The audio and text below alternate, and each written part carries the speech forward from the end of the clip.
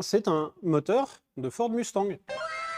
Celui-là, vraiment, le propriétaire est passé en disant « Voilà, j'ai une petite question vis-à-vis de mon moteur. » Il nous a montré une vidéo. Et il a dit « J'ai fait refaire mon moteur entièrement. J'ai fait 300 km avec. Ah oui, on le voit bien. Ouais. C'est pas normal, ça. » Et j'ai dit « Mais là, faut... » Je suis navré, hein, là, c'est...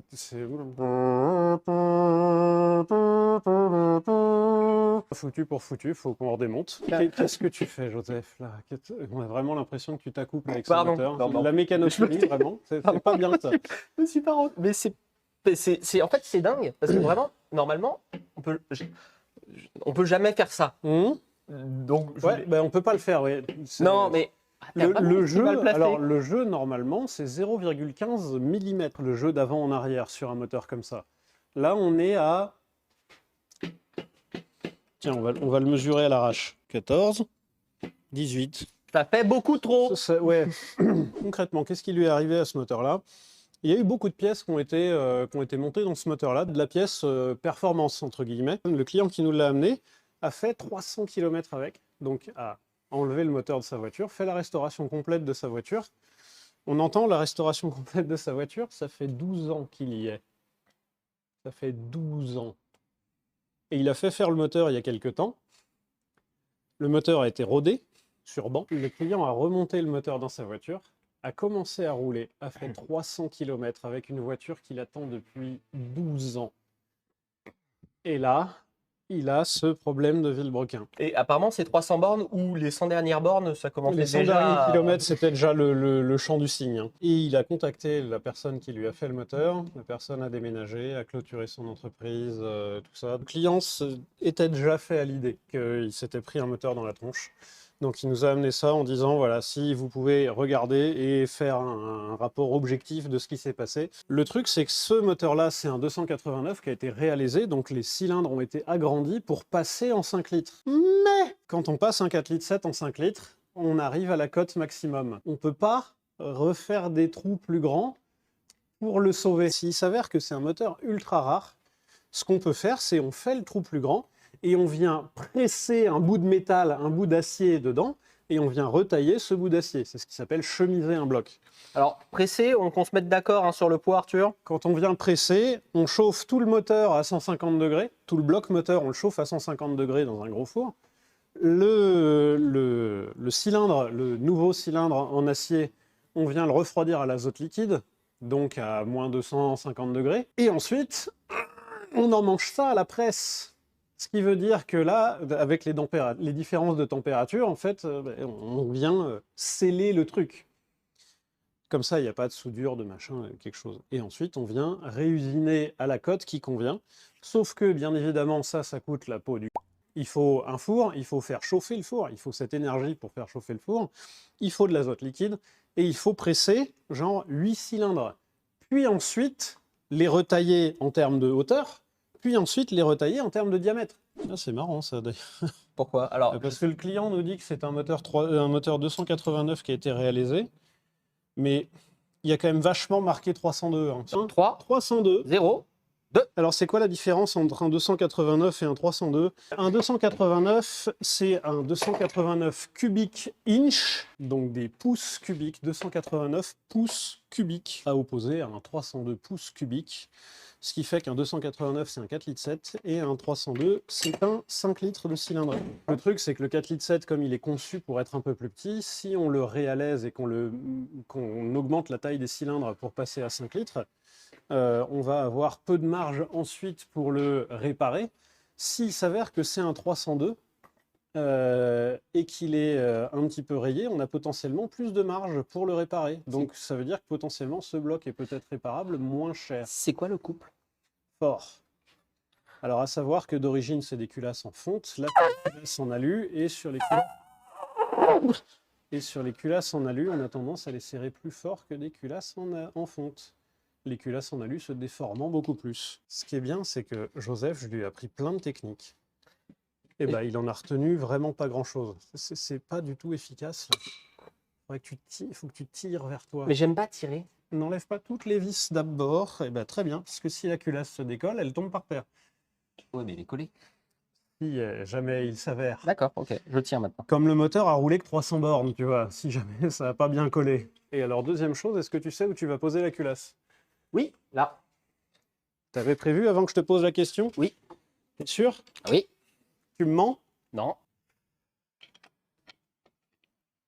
Petit peu quand même, hein. Ah bah oui, ouais, heureusement que j'ai fait attention, hein, j'ai failli la faire tomber. Oh putain. Oh putain. Quoi, ça te rappelle pas les étudiants en CNVA? Exactement, ouais.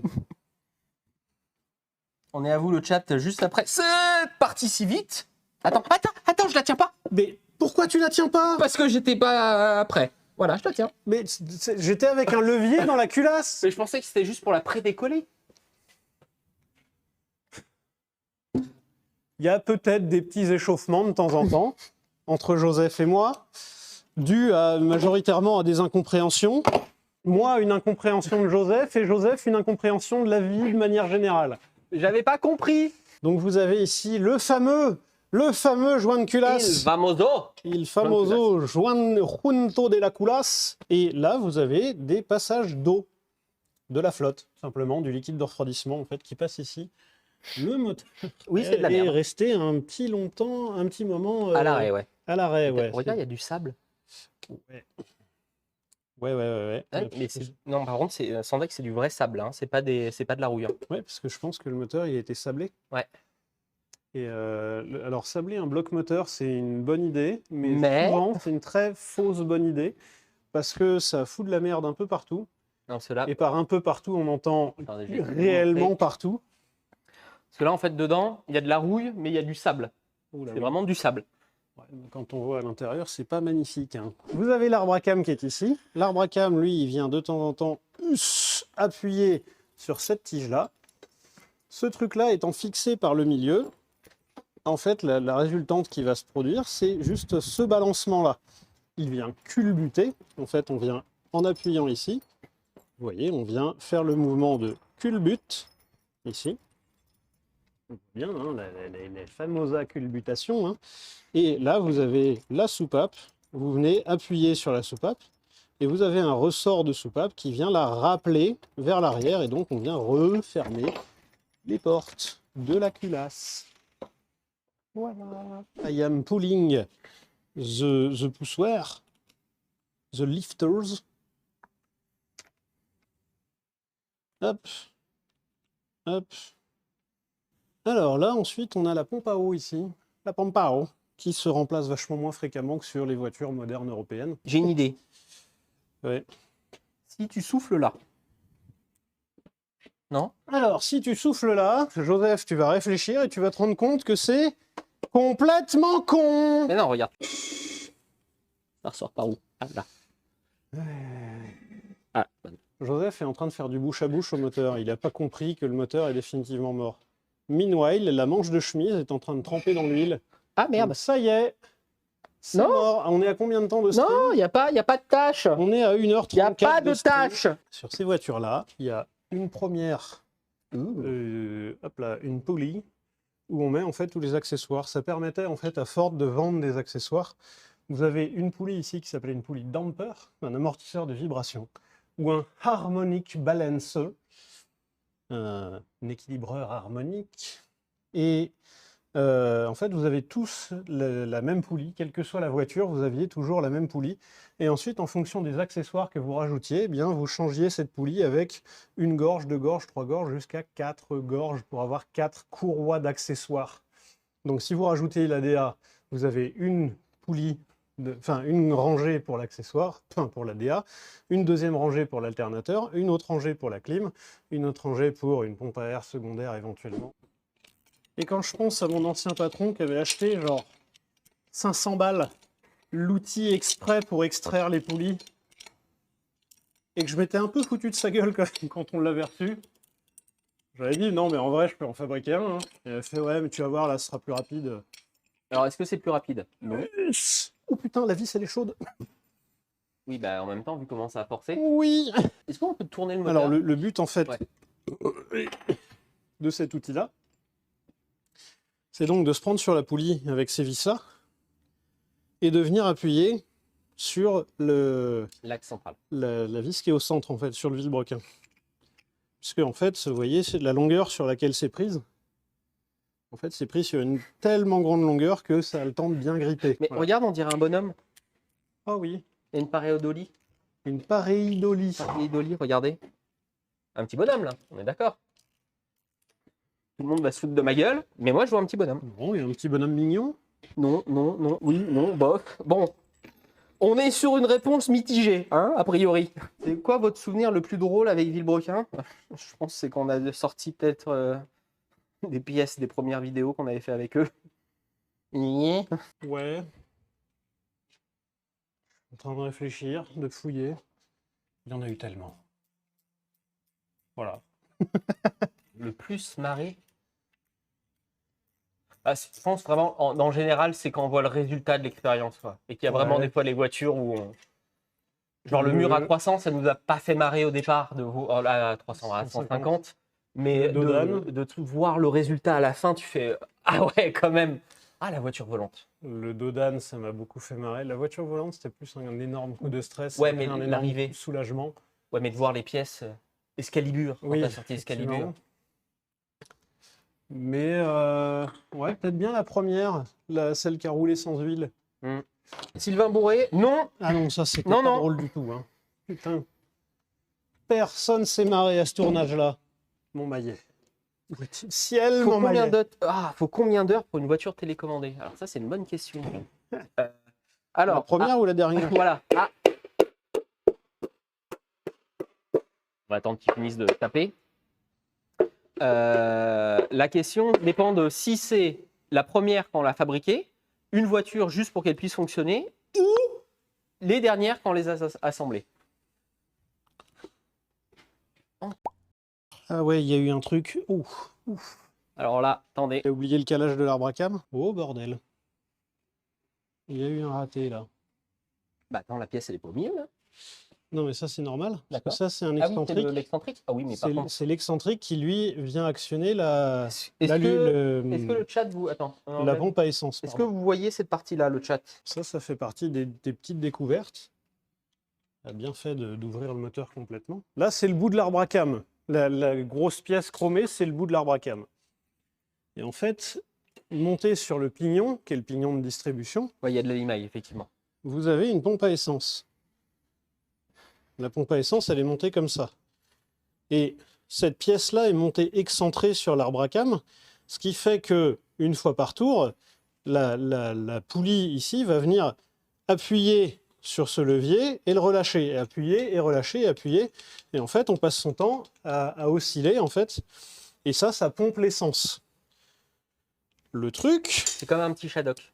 C'est que l'arbre à cam, il tourne, lui, dans ce sens-là. Par contre, il faut qu'il soit bridé dans ce sens-là. On appelle ça des cales de latéral. C'est le problème qu'on a avec le vilebrequin, c'est que le vilebrequin, lui, n'est pas calé en latéral. Le vilebrequin, vous voyez... non, ça vous voyez peut-être plus. Ouais. Bah, il bouge en fait d'avant en arrière. Je bouge pas mon doigt. Vas-y, active. Vas-y. D'avant en arrière. Donc le vilebrequin bouge d'avant en arrière. Normalement, la chaîne, elle est faite pour battre et pour tolérer un petit peu d'écart. Sauf que là, a priori, il y a eu un souci, puisque quand on regarde dans le carter, là, ça a frotté sa mère. Ça a genre beaucoup frotté, ce truc-là. Comme le machin tourne sur un excentrique, ça a balayé en fait sur toute cette largeur-là. Ça a fait des sacrés arrachements. Écoutez, on va fouiller pour... je vais ranger la pompe. Alors là, on est sur une pompe mécanique, sur des voitures plus modernes, effectivement. On est sur des pompes électriques. Hein. Sur vos 206, maintenant, c'est électrique. Hein. Oui, mais là, si on remet dans le contexte, on est sur une voiture de... ça doit être une 66 ou 67, celle-là. Et vous voyez le résultat. Là-dedans, il y a plein de morceaux d'aluminium qui viennent du carter. On rappelle que la voiture a 300 bornes. Hein. Le moteur, il a tourné 300 km. Et ça, c'est des morceaux d'aluminium qui viennent du carter. On espère que l'arbre à cam n'est pas flingué. Parce que l'arbre à cam, pour rappel, il a 300 km lui aussi. Le vilebrequin, le moteur, c'est quelque chose qui avait été refait, qui avait été réusiné, donc il a déjà eu une vie avant. Sauf que j'ai eu le client aujourd'hui au téléphone qui m'a dit l'arbre à cam, lui, il était tout neuf. Et parce que l'arbre à cam d'époque était trop flingué. Il y a peut-être moyen que le nouveau le soit aussi. Meanwhile, le nouvel arbre à cam. Ouais, ça va, ça va. Ouais, ça va, ouais. Alors, c'est pas un autre moteur qui avait révisé, c'est en fait le moteur est allé chez un motoriste, donc quelqu'un qui est spécialisé là-dedans, qui a réassemblé le moteur après l'avoir fait passer chez un rectifieur. Donc, c'était un moteur refait. Donc là, on a une poulie de distribution qui n'est pas celle d'origine, puisque d'origine, en fait, on n'a qu'une seule rangée dans la chaîne. Souvent, on fait des chaînes double rangées pour avoir des éléments renforcés. Des trucs plus costauds. Hop. Là, on sort ce pignon. Quasiment neuf, le truc. C'est genre impeccable. Tu peux expliquer vite fait comment on peut voir qu'un pignon est usé? Pour voir, en fait, si un pignon est usé, plus votre chaîne va travailler, en fait, plus votre pignon va être en pointe. Et à partir du moment où, en fait, les deux pentes se rejoignent, donc on a vraiment une pointe parfaite, là, c'est que le truc est genre complètement mort. D'origine, c'est fait exprès comme ça pour retenir la chaîne, en fait. Donc ça, c'est la cale de latéral. C'est la cale qui empêche l'arbre à cam de battre. Non, et ben, elle était montée dans le bon sens. C'est pas bon? Ça montre à la caméra? Non, ça a seulement bougé. Vous voyez, là, il y a des sales traces de frottement. Merci Peut-être que Vox pour les 2 mois cette pièce-là, d'abonnement. en fait, n'est pas dans le bon matériau par rapport à la poulie. Parce que cette pièce-là a l'air d'être en acier. Souvent, une cale de latéral, on essaye de la faire en bronze ou en laiton pour que l'arbre à cam qui tourne puisse venir frotter contre. Et là, il y a un problème. Là, ça a frotté trop fort. Waouh! Ou alors, le souci qu'il y a eu, tu as la main en plein devant la caméra. Et c'est pour toucher. Ou alors, le souci qu'il y a eu, c'est comme ça, c'est un truc double rangé. Le pignon est plus épais. Et en fait, tout ça, ça a été monté trop serré, en fait. Et Ils étaient dans un vol EasyJet. Et ça, bah, ça veut dire que la pièce s'est fait de la place. Alors qu'on se mette d'accord, en fait, de base, ça devait avoir cette tête. Ouais, c'est croisé comme ça. Il y a un petit quadrillage là, et bah là aussi, il y a aussi. Enfin, Normalement. Il y avait. Waouh! Alors, au doigt, on sent qu'il y a Ah oui, il y a un trou. Hein? Il y a eu 1 millimètre de creuset, ouais. Dis-moi qu'il n'est pas pété, s'il te plaît. C'est qu'il y a des gens, muscle. il y a des gens qui en font des lampes de chevet. Hein. Des gens de mauvais goût. Ah, le jugement directement. Oui. Ça, là, il y a un petit peu de flottage. Écoute, il a la gueule d'un arbre à cam qui a tourné 300 km. En vrai, c'est pas si pire. Il y a eu du frottage, mais... Il y a eu du frottage un peu exagéré, mais c'est pas... Mais ça va. En vrai, ça va. Et donc, vous voyez le fameux arbre à cam. Donc là, on a 16 cams. On a 2 soupapes par cylindre. On a 8 cylindres. Donc, 8 x 2. 18. Tu fais la compta, Joseph? Et ben voilà, on a pas mal avancé hein, dans l'histoire. Eh bien, on va retourner le moteur. On va se prendre de la flotte sur les pompes. C'est un truc de ouf. Hein. On est au max, là? Ouais. Normalement, on doit pouvoir le retourner, mais comme moi, j'ai fait des petits adaptateurs. Bon. Hop là! Ouh, putain, ils sont tout. Ils ont frotté sa mère. Alors, ceci est un pied. C'est pour ça que je t'avais dit que ça avait frotté sa mère. Oh la vache! Ouais. Oh, mais attends, j'ai... Le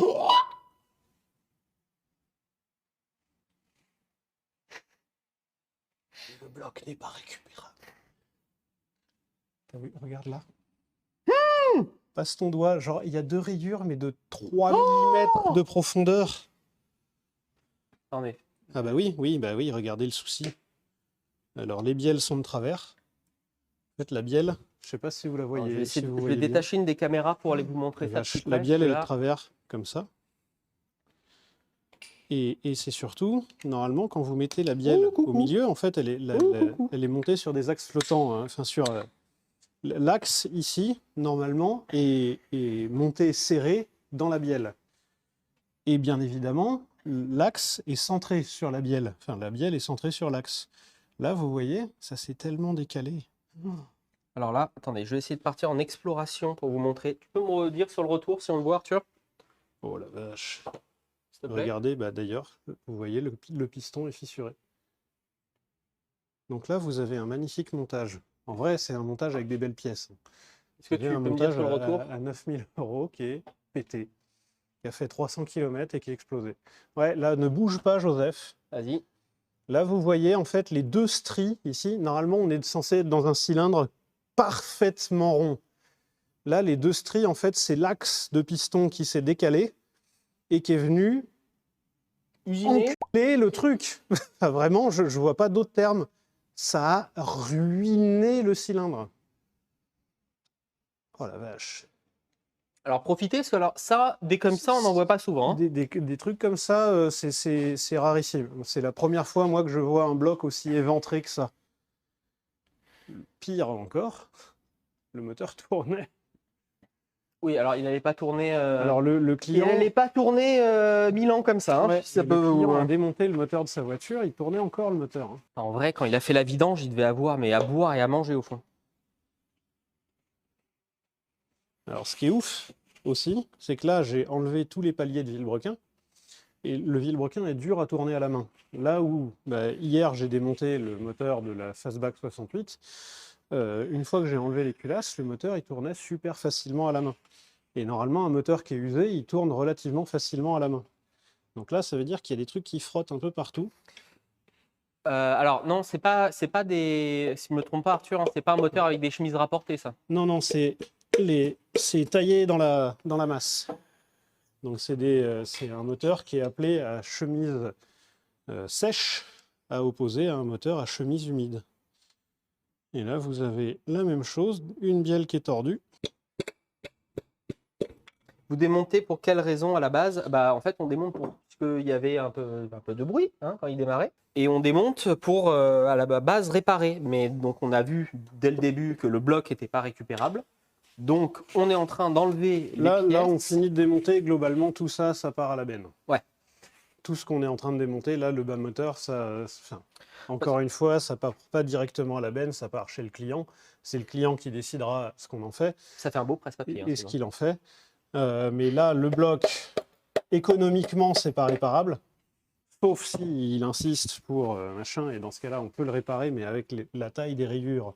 Là, le coût est faramineux. Le prix est incroyable. Et en fait, on va démonter ce le client souhaite donc racheter toute cette partie-là du moteur. Comment ça s'appelle? J'ai oublié le nom. Un short block. Un short block. On remettra les culasses qu'on a démontées en début de live sur le nouveau bloc et il pourra repartir avec un moteur pour un peu plus de 300 km. On espère qu'il pourra faire plus que 300 km. Vilebrequin, ils ont déjà endommagé un moteur comme ça? Pas autant.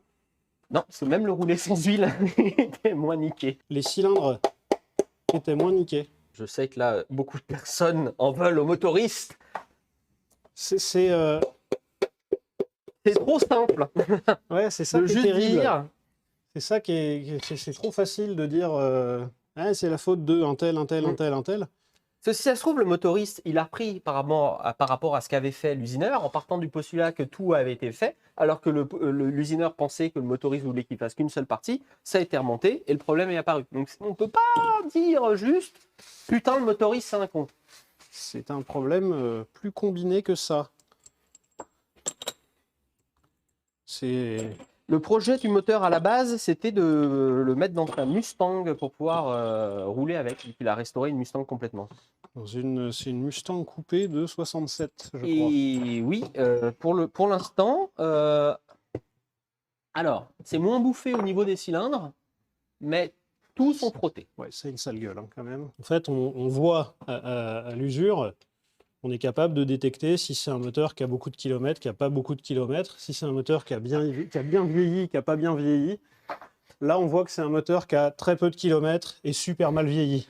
Il a vraiment mal vécu.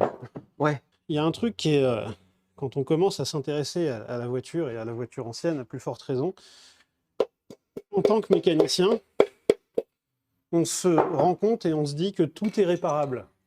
Et effectivement, tout est réparable. Par contre, tout est question de l'énergie qu'on va y mettre dedans. Et donc de prix. Et de moyens qu'on va y mettre, donc de moyens financiers, de moyens humains. Ça, là, en fait, le truc noir, là, le traitement noir, c'est un traitement anti-friction. Eh ben, le traitement anti-friction, il a été frictionné.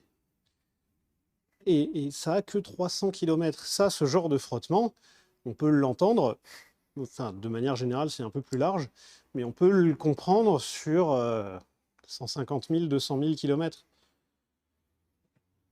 Là, 300 km, non. Mais on a une théorie. On vous explique, dès qu'on a fini de le démonter, vous allez voir, c'est tout bête, mais si c'est bien ça, c'est chiant, mais tout con. Ils n'ont pas mis d'huile. Si, si. Si, il y a eu de l'huile. Si. Il n'a pas passé 300 km en première, parce qu'en plus, c'était une boîte auto. C'est une boîte auto expliquait encore moins le problème à la base. Et a priori, la boîte auto était bien réglée. Et ben, Arthur voilà. et Joseph mènent l'enquête. Oui, tout à fait. Là, ouais, c'est plutôt des médecins légistes là qu'on. Oui, là, on est vraiment sur le... C'est le légisme qui arrive très très tard. Quoi que tu me diras... Non, bah non, c'est un légiste, ça arrive. Oui, pardon. Oh putain, mais cette marque. Il y a une garantie sur le moteur. Alors oui, à partir du moment où la personne qui l'avait faite n'a pas déménagé et fermé son atelier.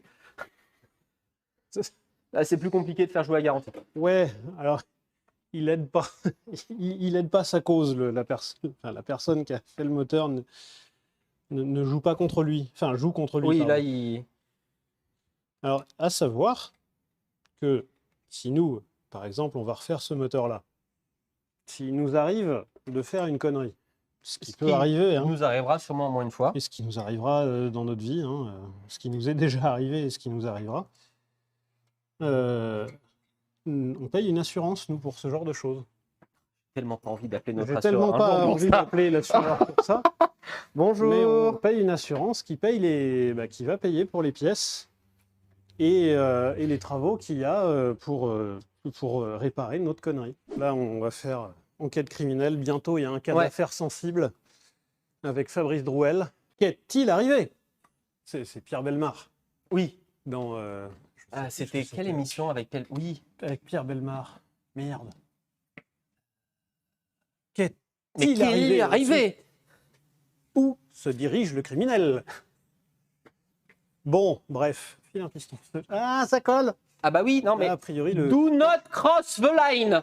Le piston Bah, a comment on crossed. fait? On peut pas. Oui, le piston, il peut pas, il peut pas croiser la ligne. Regarde, solution. Ah ouais. Mais en... Allez, attends, bouge pas, bougez pas. Solution, regardez, parce qu'il faut pas cross. Voilà. Là, tu vois? Il a fait exprès. Non. C'est ma gentille copine qui avait fait une structure. On lui avait demandé de faire une structure stable. Eh bien, la structure ne tient pas l'instabilité de Joseph. Non, alors, non, excuse-moi, celui-là est stable. Celui-là est stable, Ouais. mais l'autre était pas stable. Après, la question, pourquoi on a des méga-blocs dans un garage, ça, c'est pas à vous de la Oui, poser. déjà, hein. c'est vrai le... Non, c'est pas à vous de la poser, déjà. Vraiment. On a des méga-blocs si on veut. On occupe comme on veut nos temps de pause, ok? Alors, dans la vraie vie véritable, vous avez un piston, enfin une bielle qui est là et une autre bielle qui est par ici. Le truc étant, c'est que vous avez de l'huile qui arrive par ces trous-là, enfin qui arrive par le bloc, en fait, qui rentre dans ces trous-là, ensuite qui traverse là-dedans et qui ressort par ici. En sortant par ici, l'huile, elle est, en fait, coincée là. Alors, dans le tout petit écart qu'il y a, en fait, on a de l'huile sous pression qui arrive et on crée, en fait, un film d'huile. Ce film d'huile, en fait, crée un coussinet d'huile, ce qui fait que votre piston et votre vilebrequin est toujours, tant que le moteur tourne, dans un cadre de sustentation hydrodynamique. T'aimes bien le côté police? C'est un peu chiant quand même, je te cache pas. D'accord. Et la sustentation hydrodynamique fait que tant que vous avez de la pression d'huile, votre vilebrequin peut tourner à la vitesse que vous voulez, eh bien, il ne touchera pas le métal du coussinet ici. Et le coussinet, en fait, là, et là, lui, sert d'interférence uniquement pendant les démarrages. Le fait est, et ma théorie étant, et notre théorie qu'on se partage avec Joseph, je parle sous ton contrôle, Joseph. Ah oui, tout à fait. Mais de toute façon, on a réfléchi sur l'enquête. Notre théorie étant que, notamment sur celui-ci, il n'y a pas eu de contrôle de la largeur du palier. Et c'est là la baise du truc. En fait, le rectifieur, lui, traditionnellement, il va vérifier le diamètre d'ici. Donc ces parties qui sont les manetons, ces parties qui sont les tourillons.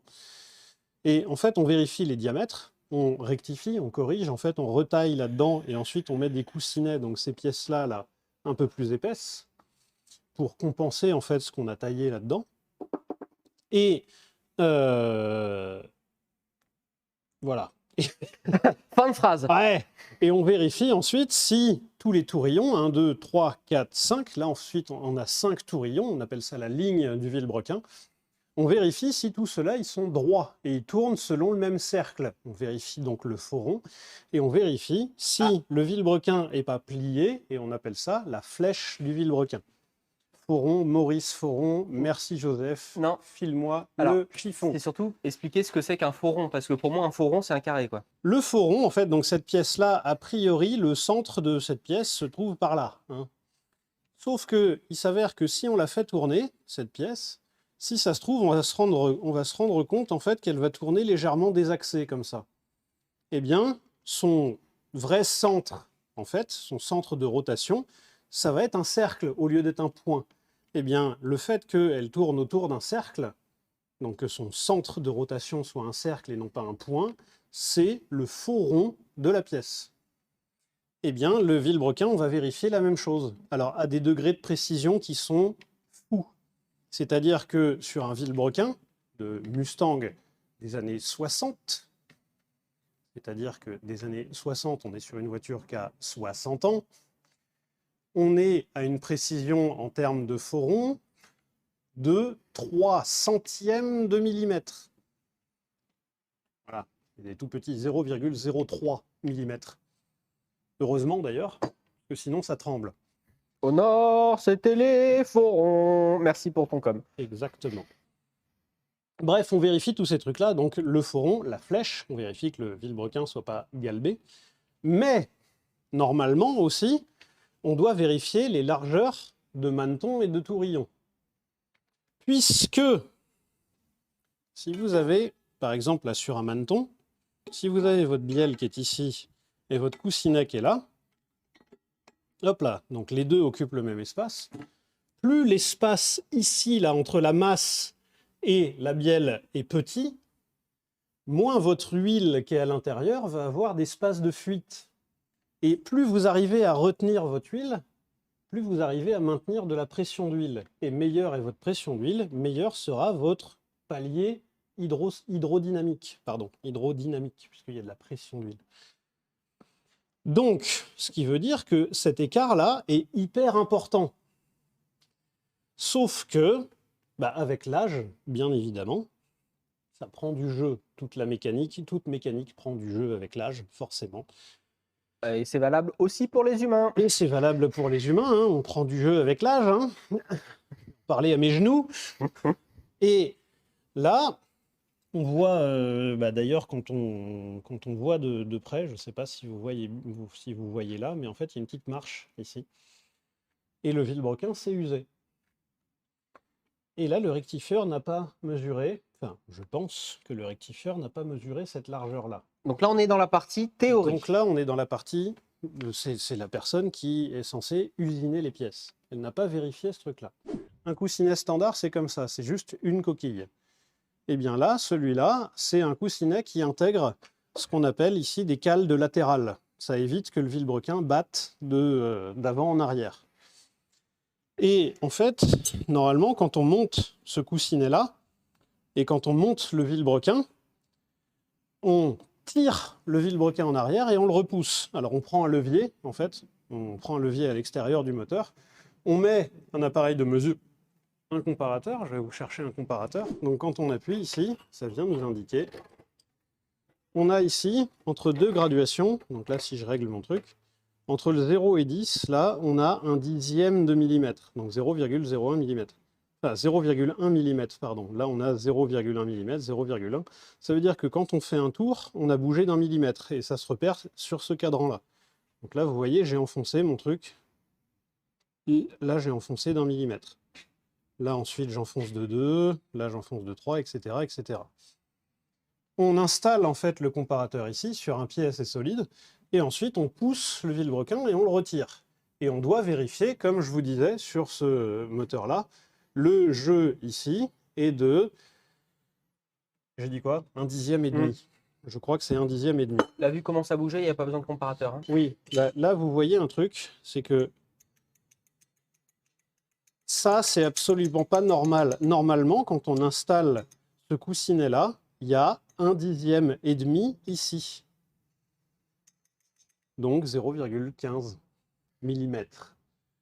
Donc normalement, ça doit bouger de ça. Et ça revient à 0. Et ensuite, ça doit bouger de ça maximum. Vous voyez, le truc, je le bouge à peine.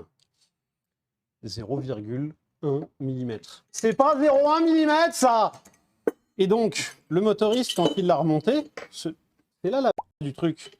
C'est que le motoriste, quand il a remonté, en fait, vous voyez là l'angle ici, d'origine, l'angle il est un peu plus vif que ça. Ce qui fait que quand vous remontez un coussinet, vous avez toujours des jeux beaucoup plus réduits que quand il y a de l'utilisation, que quand le moteur tourne.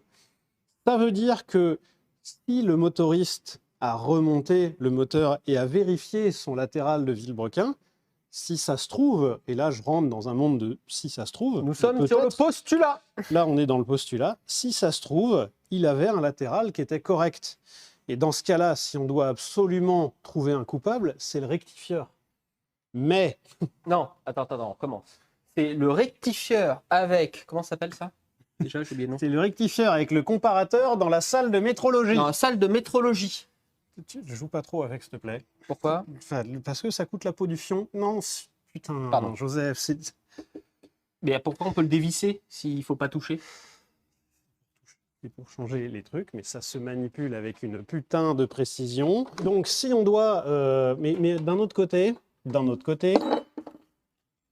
on va pas fustiger le rectifieur, because le latéral des vilebrequins, c'est un truc qui s'use quasiment jamais. Alors, est-ce que ça veut dire qu'il faut jamais les vérifier? Non, preuve en est, c'est qu'il aurait dû le vérifier, effectivement. Mais c'est vraiment un truc... C'est le premier moteur que je vois avec un latéral genre vraiment complètement niqué du cul. Alors, tous les autres moteurs que j'ai vus passer, c'est plein d'autres trucs qui pètent avant que ce soit le latéral. Donc, on va dire que le problème est plutôt dans la statistique. Ah, là, le souci, en fait, c'est plus chacun a pensé qu'à son étape, il a vérifié qu'il fallait qu'il vérifie. Oui, voilà. Parce que normalement, effectivement, une fois que le motoriste a récupéré le moteur, il aurait dû regarder le latéral. Mais comme je vous dis, si ça se trouve, il a regardé le latéral et le latéral était bon. Ou il n'a pas regardé le latéral parce qu'il est parti du postulat que l'usineur avait vérifié le latéral. Exactement. Et donc, on rentre dans un monde de... c'est la faute de personne, finalement. Ou de tout le monde. Ou de tout le monde. L'étape d'après, nous, c'est de faire de la vaisselle. Foutre à la ferraille ce qu'il y a à la foutre à la ferraille. Et donc là, c'est le client qu'on voit demain matin.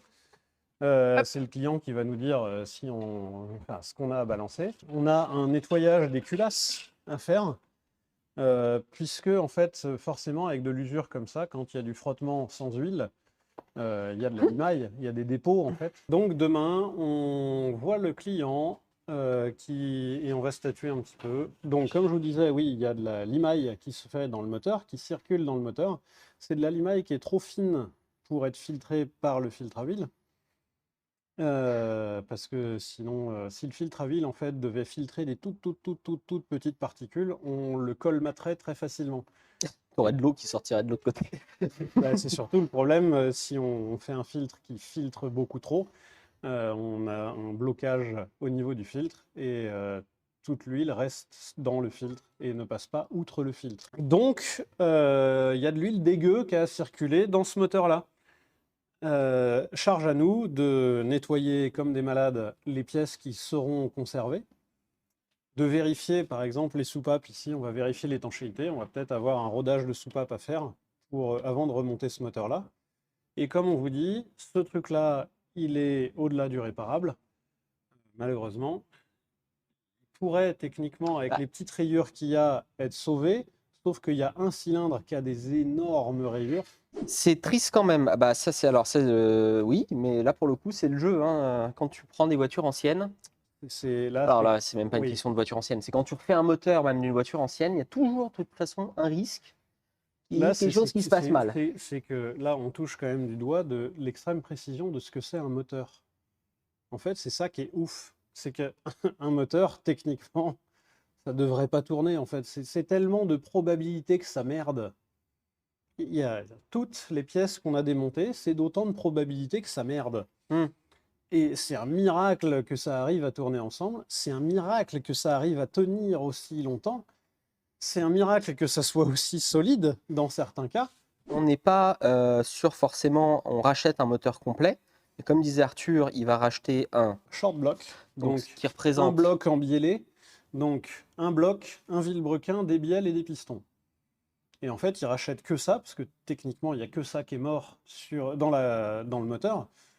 Puisque en fait, le client, lui, quand il a fait faire son moteur, il n'a gardé que le vilebrequin, le bloc et les bielles. Et curieusement, c'est ça qui est flingué.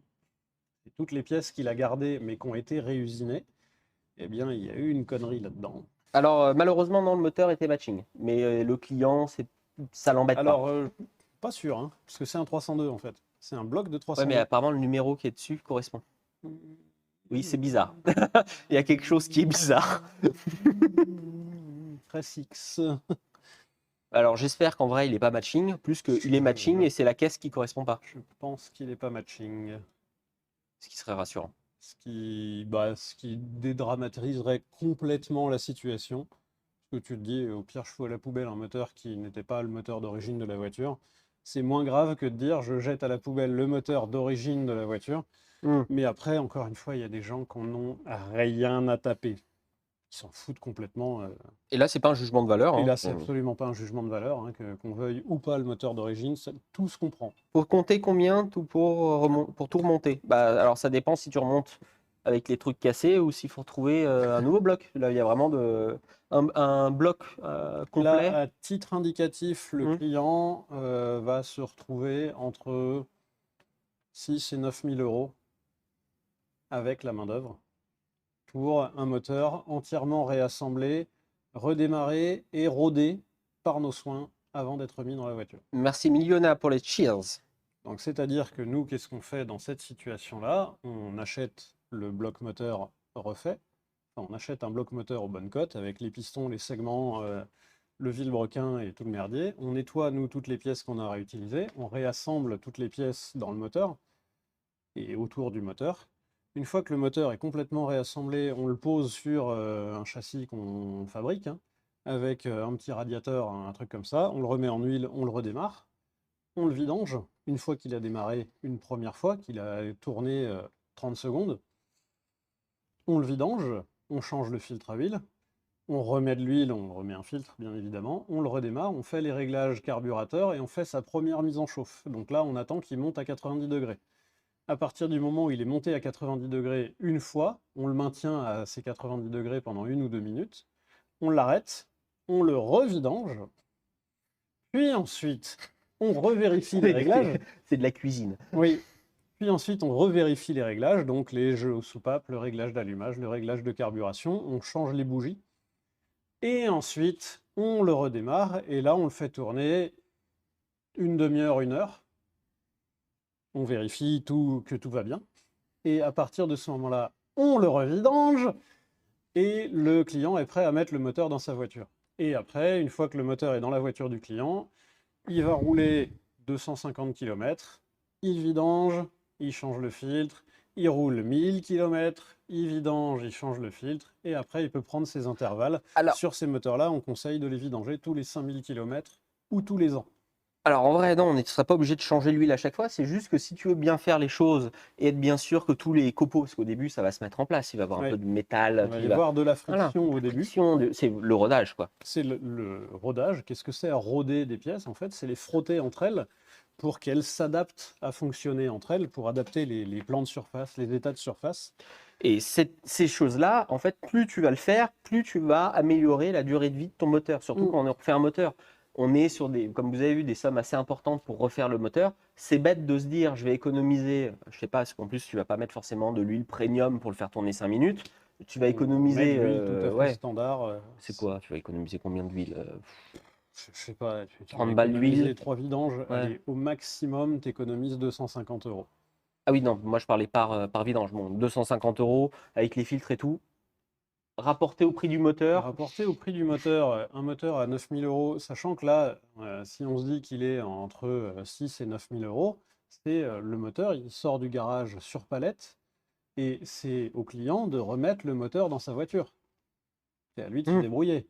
Donc là, on a de la main-d'œuvre aussi. Alors là, c'est le client qui le fait lui-même, mais si jamais c'était à nous de le faire, eh bien là, il y a aussi une journée de main-d'œuvre au minimum pour tout remettre dans la voiture. Et là, on n'a pas sorti le moteur de la voiture, c'est le client qui l'a fait. Donc c'est pareil, c'est à ça qu'il faut ajouter. Donc globalement, pour l'opération sortir le moteur, le refaire entièrement et le remettre dedans, on est avec de la main-d'œuvre entre 12 et 15 000 euros, un truc comme ça, en fonction des moteurs, en fonction des difficultés qu'on rencontre, etc. Et sur 250 euros de vidange, est-ce qu'on a envie de jouer, sachant que c'est 12 000 euros l'opération totale? La réponse est non pour la plupart des humains Pour la normaux. plupart des clients qu'on a eus jusqu'ici, la question se pose même pas. On préfère faire les choses correctement. Messieurs, dames, bonsoir. Merci beaucoup. Encore une fois, merci à ceux qui nous soutiennent, à ceux qui ne nous soutiennent pas, à ceux qui nous merci à tous ceux qui nous regardent, qui apprécient notre projet, qui apprécient ce qu'on fait. Tout à fait. On avait très peur, entre guillemets, de dire à un moment, ah, il va falloir une armée de modérateurs et tout ça. Bah, en vrai, Ça va, ça passe. ça va. On va vite couper le live après, avant qu'il faille modérer énormément. Messieurs, dames, Merci beaucoup. bonne soirée.